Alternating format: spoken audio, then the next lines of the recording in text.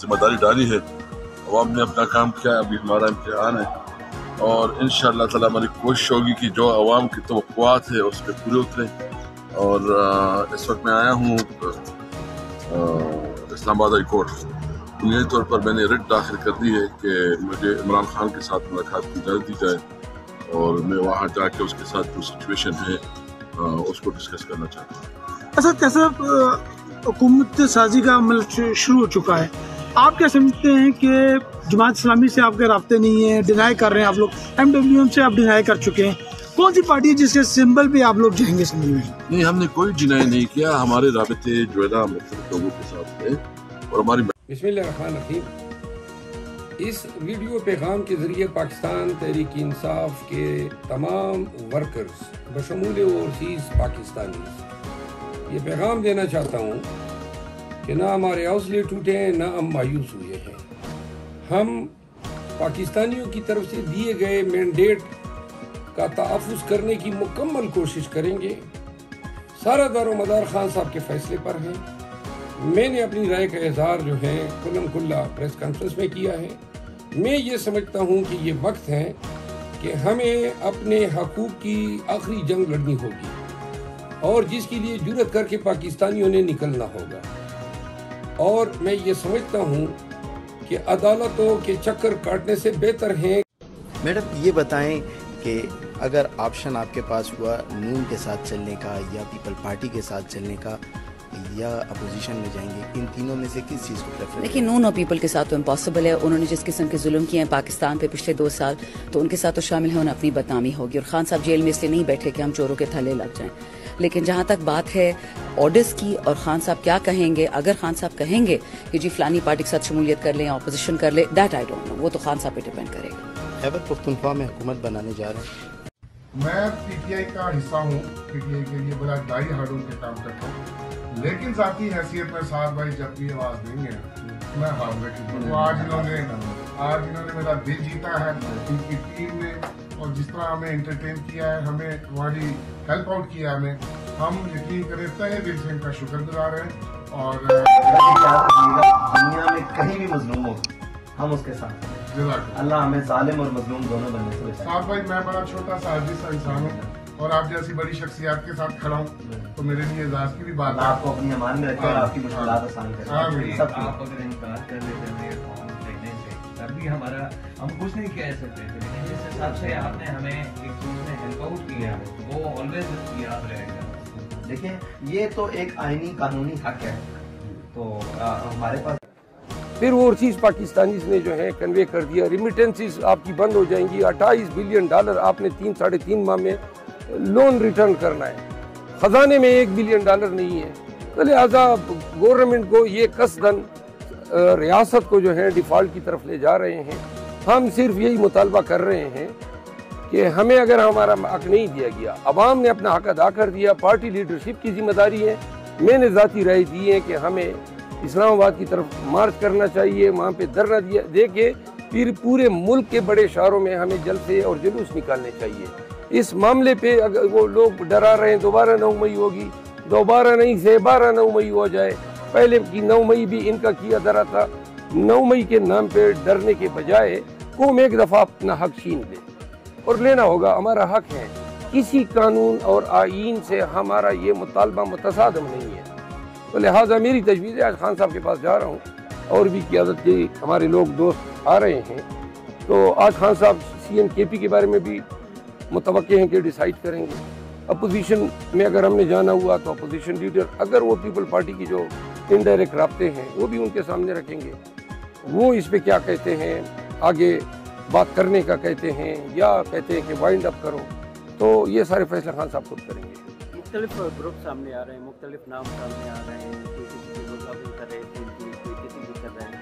Party के नज़दीक आप कौन सी ऐसा एक नाम होगा जो खान साहब को कन्वे करेंगे, वो इत्तेफाक पर मुतवक्के? खान साहब सबको इन्होंने साढ़े को पंजाब असम्बली जिन्ना 2 सीटा क्रैक होने की कोशिश की है, उस जगह साढ़े को खो नहीं लेकिन जेड़ी जगह सन लगती है वहां अपने दिलों में देखते कभी सारी जिंदगी नहीं हो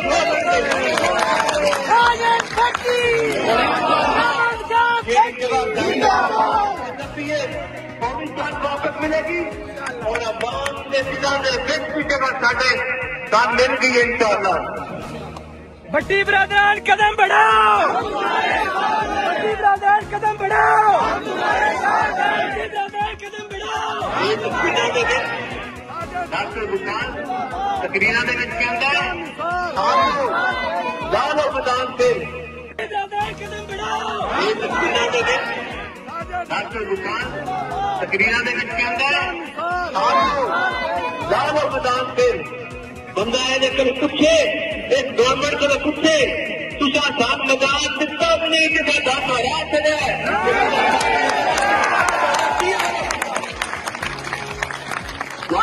दुकान वास्ते जगह नहीं सुननी। अगर तुझे साथ मैदान देते थे और तुझे उसके आप गला करते हो कि आप उसका मैदान इंशाअल्लाह फिर सजेंगे मैदान फिर लगेंगे। तुझे भी अच्छे हो असी भी अच्छे हाँ इंशाअल्लाह साथ कोई मसला नहीं, अभी फिर मुकाबला करना तैयार है। लेकिन अस्सलाम वालेकुम जी, इय्याका नअबुदु व इय्याका नस्तईन। NA57 की ख़ास तौर पे बात करना चाहूँगी। हमें अभी मुसद्दक़ा इत्तलात मिली हैं कि इस वक्त यहाँ पर शहबाज शरीफ कॉम्प्लेक्स में जो कि आपका जो है स्टेडियम रोड है वहाँ पर जो है वो NA57 के बॉक्सेस जो हैं वो रखे जा चुके हैं और वहाँ पर जो है मुसलसल ठप्पों पे ठप्पे लगाए जा रहे हैं और टेम्परिंग की जा रही है और रिज़ल्ट जो है उसको चेंज करने की कोशिश की जा रही है। पहली चीज़ ये है कि अल्हम्दुलिल्लाह हम लोग जीते हुए हैं। मैं पिछले 4 दिनों से सड़कों पर ख्वार हो रही हूँ और मेरी इलेक्शन कमीशन से और अपनी ऑनरेबल जुडिशरी से ये रिक्वेस्ट है कि काइंडली इस पर नोटिस लीजिए।